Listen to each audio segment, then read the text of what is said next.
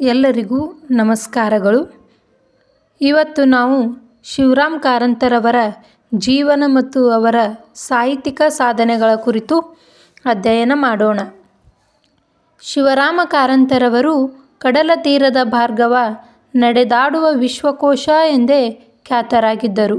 ಇವರು ಕನ್ನಡ ಸಾಹಿತ್ಯ ಸಂಸ್ಕೃತಿಯ ವಕ್ತಾರರಾಗಿ, ಕವಿಯೂ ಆಗಿ, ಕಾದಂಬರಿಕಾರರಾಗಿ, ನಾಟಕಕಾರರಾಗಿ, ಅನುವಾದಕರಾಗಿ ಹಾಗೂ ವೈಜ್ಞಾನಿಕ ಬರಹಗಾರರೂ ಆಗಿದ್ದರು.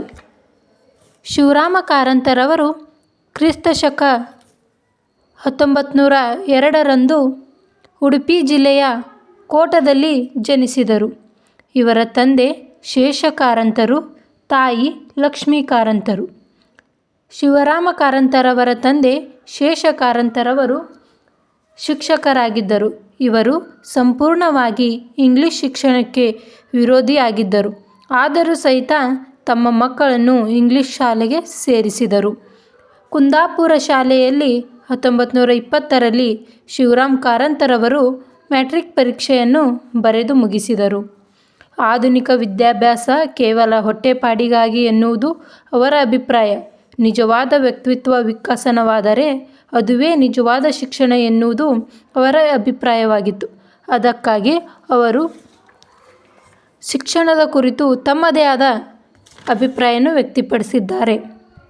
ಶಿವರಾಮ ಕಾರಂತರವರ ಸಾಹಿತ್ಯಿಕ ಸಾಧನೆಗಳು. ಶಿವರಾಮ ಕಾರಂತರವರು ಚೋಮನದುಡಿ, ಮರಳಿಮಣ್ಣಿಗೆ, ಬೆಟ್ಟದ ಜೀವ, ಅಳಿದ ಮೇಲೆ ಹಾಗೂ ಮೂಕಜ್ಜಿಯ ಕನಸುಗಳು ಎಂಬ ಹಲವಾರು ಕಾದಂಬರಿಗಳನ್ನು ರಚಿಸಿದ್ದಾರೆ.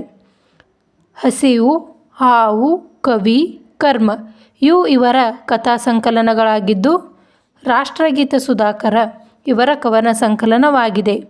ನಾಟಕ, ಹರಟೆ, ಬಾಲ ಸಾಹಿತ್ಯ, ವಿಜ್ಞಾನ ಸಾಹಿತ್ಯ, ನಿಘಂಟು ರಚನೆಯನ್ನು ಮಾಡಿರುವ ಇವರು ಅಬುವಿನಿಂದ ಬರಮಾಕೆ, ಅಪೂರ್ವ ಪಶ್ಚಿಮ, ಅರಸಿಕರಲ್ಲ, ಪಾತಾಳಕ್ಕೆ ಪಯಣ ಇವು ಇವರ ಪ್ರವಾಸ ಕಥನಗಳಾಗಿದ್ದು, ಇವರು ಹುಚ್ಚು ಮನಸ್ಸಿನ 10 ಮುಖಗಳು ಎಂಬ ಆತ್ಮಕಥನವನ್ನು ಸಹಿತ ರಚಿಸಿದ್ದಾರೆ.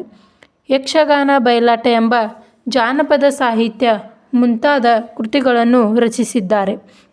ಇವರ ಮೂಕಜ್ಜಿಯ ಕನಸುಗಳು ಕಾದಂಬರಿಗೆ ಜ್ಞಾನಪೀಠ ಪ್ರಶಸ್ತಿ, ಯಕ್ಷಗಾನ ಬಯಲಾಟ ಕೃತಿಗೆ ಕೇಂದ್ರ ಸಾಹಿತ್ಯ ಅಕಾಡೆಮಿ ಪ್ರಶಸ್ತಿ ಮತ್ತು ಮೈಮನಗಳ ಸುಳಿಯಲ್ಲಿ ಕೃತಿಗೆ ಪಂಪ ಪ್ರಶಸ್ತಿ ಲಭಿಸಿದೆ. ಇವರು 1955ರಲ್ಲಿ ಮೈಸೂರಿನಲ್ಲಿ ನಡೆದ 37ನೇ ಕನ್ನಡ ಸಾಹಿತ್ಯ ಸಮ್ಮೇಳನದ ಅಧ್ಯಕ್ಷರಾಗಿದ್ದರು. ಅಷ್ಟೇ ಅಲ್ಲದೆ ಇವರು ಕರ್ನಾಟಕದಲ್ಲಿ ಜ್ಞಾನಪೀಠ ಪುರಸ್ಕೃತರಲ್ಲಿ ಇವರು ಕೂಡ ಒಬ್ಬರಾಗಿದ್ದಾರೆ. Thank you.